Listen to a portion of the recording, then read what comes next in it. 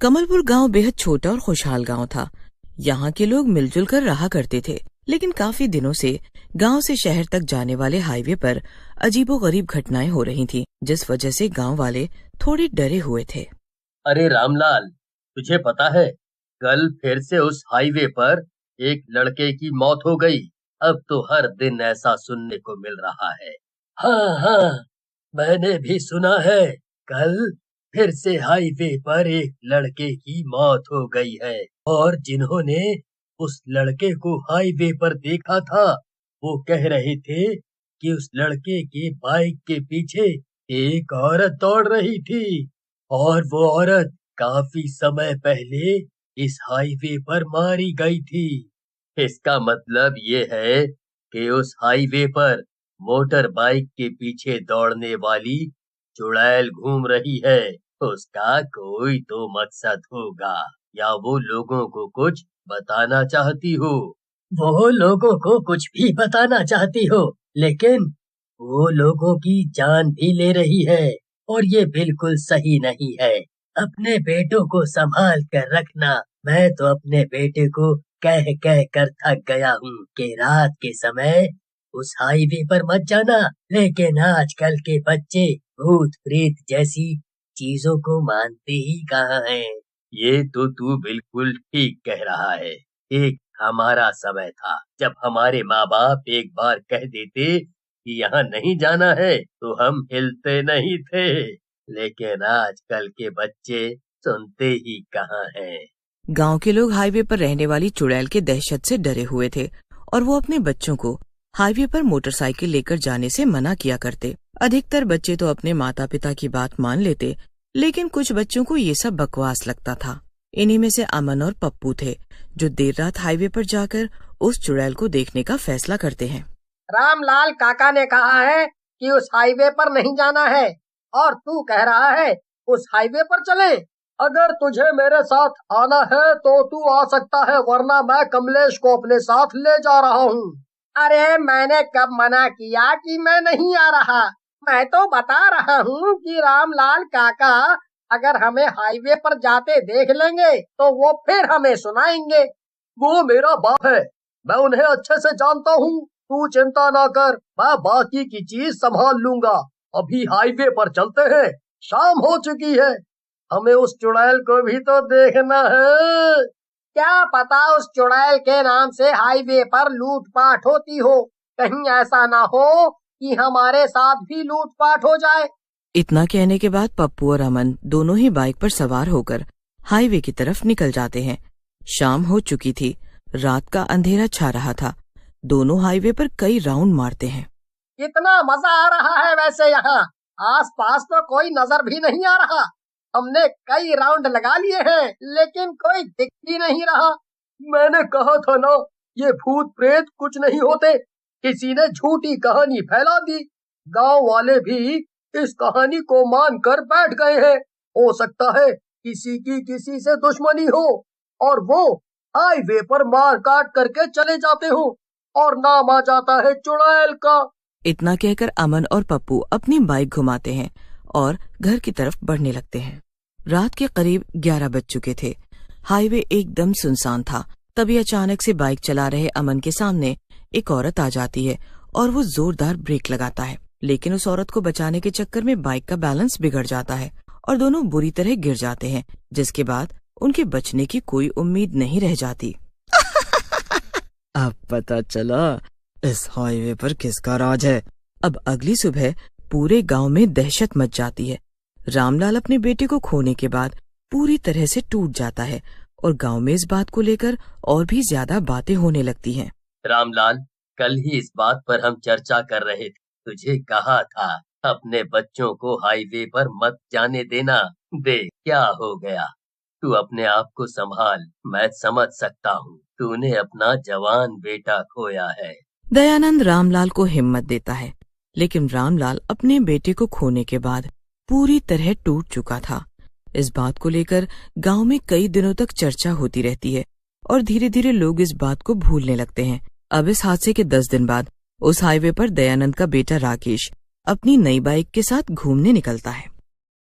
कमलपुर गांव बेहद छोटा और खुशहाल गांव था। यहाँ के लोग मिलजुल कर रहा करते थे, लेकिन काफी दिनों से गांव से शहर तक जाने वाले हाईवे पर अजीबोगरीब घटनाएं हो रही थीं, जिस वजह से गांव वाले थोड़े डरे हुए थे। अरे रामलाल, दयानंद के पास काफी खेत था, अच्छा पैसा था और उसका बेटा राकेश इन्हीं पैसों की वजह से थोड़ा बिगड़ चुका था। अपने माता पिता की बात वो कभी नहीं मानता था। अपनी नई बाइक के साथ जब वो देर रात हाईवे पर घूम रहा होता है, तभी अचानक से उसकी बाइक पीछे से कोई खींचने लगता है और बाइक तेज चलने के बावजूद रुक जाती है। इसकी इतनी हिम्मत हुई, मेरी बाइक रोकी, जबकि मेरी बाइक फुल स्पीड में है। कौन है अभी बताता हूँ। जैसे ही राकेश बाइक से उतरने वाला होता है, पीछे से जिस चुड़ैल ने राकेश की बाइक पकड़ी थी वो बाइक छोड़ देती है और राकेश का बैलेंस बिगड़ जाता है और वो बाइक संभालते संभालते गिर पड़ता है और उसके सर में गंभीर चोटें आती हैं, जिसके कारण कुछ देर बाद उसकी मौत हो जाती है। इस हाईवे पर अब तक कितनी जानें जा चुकी हैं, लेकिन लगता है किसी को मेरा डर नहीं, किसी के अंदर मेरा खौफ नहीं। मैं किसी को नहीं छोड़ूंगी। जो इस हाईवे पर आएगा उसे इसी तरह मौत दूंगी। कुछ साल पहले मैंने अपने माता पिता से नई बाइक खरीदवा कर मैं उसे फुल स्पीड में इधर से उधर हाईवे पर घुमाती रही, लेकिन मेरी इसी गलती के कारण मेरी मौत हो गई। उस नई मोटर बाइक ने मेरी जान ले ली। उसके बाद से मैं किसी को भी मोटरसाइकिल पर देखती हूँ तो उसे पहले रोकती हूँ। अगर वो नहीं मानता तो फिर वो मौत को प्यारा हो जाता है। अब अगली सुबह जब दयानंद को पता चलता है कि उसका बेटा अपनी नई बाइक लेकर हाईवे गया था और हाईवे पर उसकी बेरहमी से मौत हो गई है, तो वो अपने फैसले पर पछताते हैं। उसे अपने बेटे को नई बाइक लेकर नहीं देनी चाहिए थी, लेकिन दयानंद गांव में होने वाली मौतों से परेशान हो चुका था, जिस वजह से वो अब एक महाशक्तिशाली तांत्रिक के पास पहुंचता है। बाबा मैं आपके पास बहुत बड़ी परेशानी लेकर आया हूँ। मुझे पता है बच्चा, तू परेशान है। बैठ जा।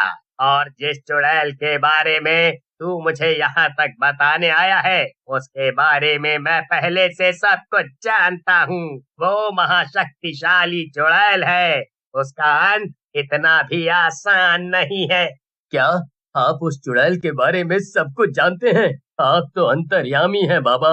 हाँ, और मैं ये भी जानता हूँ कि उसकी मौत उसी हाईवे पर हुई थी, वो भी मोटर बाइक चलाते वक्त। उस दिन के बाद से उसकी आत्मा उस हाईवे पर भटक रही है।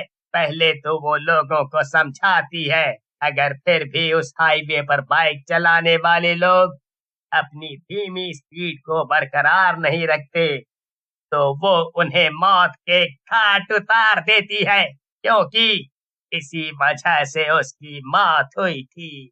इतना कहने के बाद तांत्रिक योग में लीन हो जाता है और दयानंद को 2 दिन बाद आने को कहता है। दयानंद अपने बेटे को खोने के बाद काफी परेशान था और वो उस चुड़ैल को खत्म करना चाहता था, जिसके लिए उसने तांत्रिक बाबा की मदद ली थी। अब 2 दिन बाद वो तांत्रिक के पास जाता है और तांत्रिक की बताई हुई बातों पर अमल करता है। अब देर रात दयानंद अपनी पुरानी बाइक लेकर हाईवे पर पहुंचता है। जैसे ही दयानंद हाईवे पर पहुंचता है और अपनी बाइक की स्पीड को तेज करता है, अचानक से उसके सामने चुड़ैल आ जाती है। लगता है गांव वालों को मेरा खौफ सता नहीं रहा है। कोई बात नहीं, चलो अब तुम्हारा समय हो चुका है, तुम्हें भी मेरे साथ आना होगा। इतनी भी जल्दी क्या है? तुमने गांव के जिन भी लोगों को मारा है उनका हिसाब तुम्हें देना होगा। इतना कहने के बाद दयानंद हवा में एक चाकू फेंकता है और वो चाकू उस चुड़ैल के बालों से होकर गुजरती है और चुड़ैल की शक्तिशाली जटा कट जाती है, जिसके कारण चुड़ैल भस्म होने लगती है। तुमने ठीक नहीं किया। तुमने ये जो कुछ भी किया है इसका बदला मैं लेकर रहूंगी। मैं जल्द ही लौटूंगी। पहले इस बोतल से निकल कर तो दिखा। इतना कहकर दयानंद भस्म हो चुकी चुड़ैल के राख को उस बोतल में भरकर हाईवे से दूसरी तरफ से बहने वाली नदी में उस बोतल को फेंक देता है। और जब वो घर पहुंचता है तो देखता है दयानंद का बेटा, रामलाल का बेटा और बाकी सभी लोग जो चुड़ैल के हाथों मारे गए थे वो सही सलामत घर आ चुके हैं। कल तक जो गांव उस हाईवे पर मोटरसाइकिल के पीछे दौड़ने वाली चुड़ैल की वजह से दहशत में था, वो गांव अब उस हाईवे वाली चुड़ैल की दहशत से मुक्त हो चुका था। लेकिन दयानंद ने तांत्रिक बाबा की मदद से उस महाशक्तिशाली चुड़ैल का अंत कर दिया था, जो हाईवे पर आने जाने वाले बाइक सवार का पीछा करके उन्हें मौत के घाट उतार दिया करती थी।